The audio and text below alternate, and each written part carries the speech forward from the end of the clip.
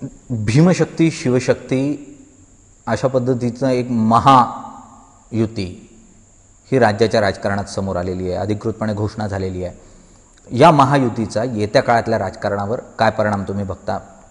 BMC निवडणुका असो किंवा नगर परिषद निवडणूक, हे सगळे का एकत्र आले? गेले जवळपास 12 वर्ष हे सत्तेपासून बाजूला आहेत। आठवले साहेब जवळपास 3-4 वर्ष सत्तेपासून बाजूला आहेत। आठवले साहेब जोपर्यंत आमच्याबरोबर होते तोपर्यंत आम्ही खासदार म्हणून त्यांना निवडून आणू शकत होतो, परंतु नंतर मतदारसंघाची फेररचना झाली, शिर्डी लोकसभा मतदारसंघामध्ये ते गेले आणि दुर्दैवाने तिथं अपयश आलं, त्यामुळे ते नाराज झाले। वास्तविक हे तिघही पक्ष एकत्र आले हे सत्तेकरता एकत्र आलेले आहेत, हे काही फार विधायक कार्यक्रमाच्या करता एकत्र आलेले नाहीत। एकच त्यांचा विरोधाभास तुम्हाला दाखवतो। एकेकाळी शिवसेनेच्या प्रमुख नेत्यांनीच सांगितलेलं होतं, ज्यांच्या घरामध्ये नाही खायला पीठ त्यांना कशाला हवंय डॉक्टर बाबासाहेब आंबेडकर मराठवाडा विद्यापीठ, हे नाव कशाला हवंय? आज दादरला चैत्यभूमी अशा प्रकारचं नाव द्यावं अशी भूमिका अनेकांनी घेतलेली आणि तसं आपण करतो। व्हीटीचं पण नाव छत्रपती शिवाजी टर्मिनल केलेलं आपण सगळ्यांनी, शिवाजी महाराज टर्मिनल केलेलं आपण सगळ्यांनी बघितलं आणि हे चालत असतं।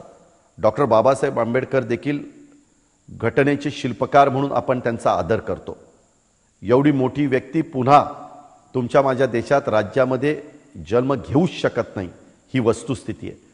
आणि त्याच्यामुळे एवढ्या मोठ्या व्यक्तीचं जिथं दादरला चैत्यभूमी म्हणून आपण तो परिसर ओळखला जातो तिथं ते नाव द्यावं हे काँग्रेसला वाटतं, राष्ट्रवादीला वाटतं, RPIला वाटतं, परंतु आज देखील शिवसेनेची भूमिका काय तुम्ही बघा। हे निव्वळ सत्तेकरता एकत्र आलेले आहेत। ह्यांच्या लक्षात आलेलं आहे की 3-3 वेळा महाराष्ट्रातल्या जनतेने आपल्याला नाकारलेलं आहे। भाजप शिवसेना एकत्र येऊन आपल्याला जनता निवडून देत नाही, उलट दिवसेंदिवस लोक आपली आमदारांची संख्या कमी करते। एक काळ असा होता की शिवसेनेचे आमदार जास्त निवडून यायचे, आता ते खाली गेले आणि भाजपचे आमदार जास्त असल्यामुळे त्यांच्याकडे वरचं खालचं दोन्ही विरोधी पक्ष नेतेपद आहे, हे पण आपण बघतो। आणि मनसे हा त्याच्यातनं बाहेर पडल्यामुळं ते हा विचार करत असतील की ती मतं कुठं तरी भरून काढावीत आणि म्हणून त्यांना भीमशक्तीच्या बद्दल थोडंसं एक पुळका निर्माण झालेला आम्हाला तरी जाणवतो।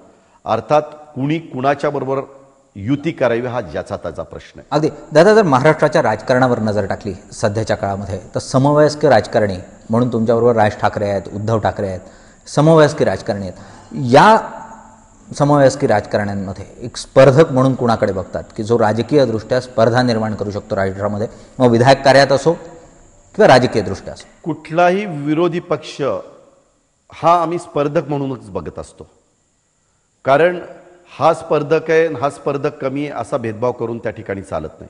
प्रत्येकजण आपल्या आपल्या परीनं आपली आपली संघटना मजबूत करण्याचा, वाढवण्याचा आणि जनाधार आपल्या बाजूने खेचण्याचा प्रयत्न त्या ठिकाणी करत असतो। त्याच्यामुळे मी असं एकाला कुणाला तरी स्पर्धक मानतो अशातला भाग नाही। तुमच्या दृष्टीनं प्रत्येक हा स्पर्धक आहे राजकीय दृष्ट्या, पण शिवसेना असो, मनसे असो किंवा इतर काही पक्ष, टार्गेट अजित पवार असंच करताना सातत्यानं प्रत्येक काय होतं, त्यांनी एखादी प्रतिक्रिया व्यक्त केली, एखादं मत व्यक्त केलं तर मी त्याला प्रतिक्रिया देतो।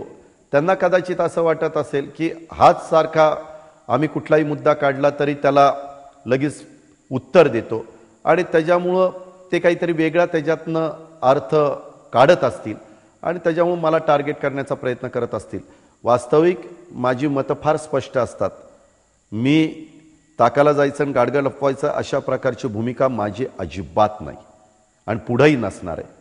जी काही वस्तुस्थिती आहे, एखाद्याने चांगलं काम केलं तर तो विरोधी पक्षातला असला तरी त्याचं मी कौतुक करतो, कारण ते चांगलं काम आहे।